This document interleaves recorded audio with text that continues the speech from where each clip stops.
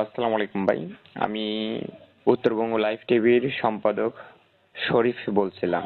খায়রুল ভাই, আপনার নামে একটা প্রতিবেদন দেখলাম যে আপনি নাকি টাকার বিনিময়ে পদ পদবি দিচ্ছেন। এটার বিষয়ে আপনি কতটুকু অবগত আছেন এবং এটার সত্যতা কতটুকু একটু জানাবেন কি? হ্যাঁ, আমি বলি ঘটনাটা এটা হলো এটা হলো আমি একজন আমার কাছ থেকে এক ব্যক্তি টাকা নিচ্ছে 3 লক্ষ টাকা, হ্যাঁ, হাওলাত জি নেওয়ার পরে আমার বাসায় সে আসছে টাকাটা ব্যাক করে দিবে।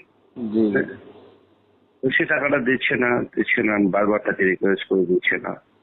তখন আমি আদালতে মামলা করেছি গত বৃহস্পতিবার, অর্থাৎ 22 তারিখে তার 6 মাসের সাজা হয়েছে। জি হ্যাঁ, সাজা হওয়ার পরে তো এখন আমি তো আদালতে মামলা করেছি, কোর্ট রায় দিচ্ছে, এখন সে তো পলাতক।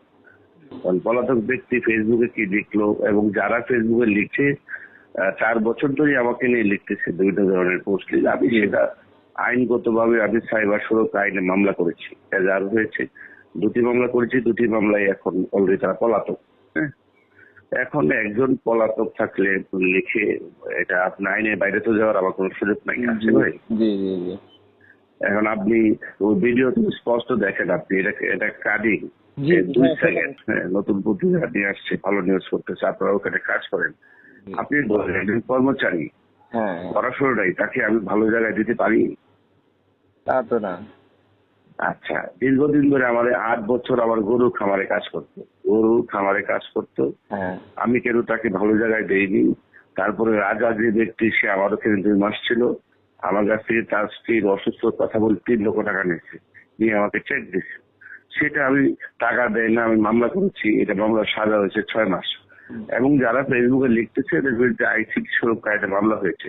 আমি তো মামলা আইনের বাইরে যাওয়ার কোনো সুযোগ নেই, আছে ভাই? না না না না আপনি বলেন, এর ওরা লিখতেছে, আমি তো লিখতে পারবো না, আমি কেন লিখতে যাবো? আমি তো আইনে আশ্রয় নিয়েছি, নাম্বার 1। নাম্বার 2 হলো তারা 4 বছর ধরে ফেসবুকে লিখতেছে, আমার বিরুদ্ধে প্রায় 300 অভিযোগ দিয়েছে। এই অভিযোগ সত্যতা পায়নি প্রশাসন, সব মিথ্যা। সর্বশেষ তারা আমার বিরুদ্ধে হাইকোর্টে রিট করেছে। হাইকোর্টে যেহেতু আপনি রিট করেছেন, তো হাইকোর্টে তো বিচার হবে, অপেক্ষা করেন না, তাই না?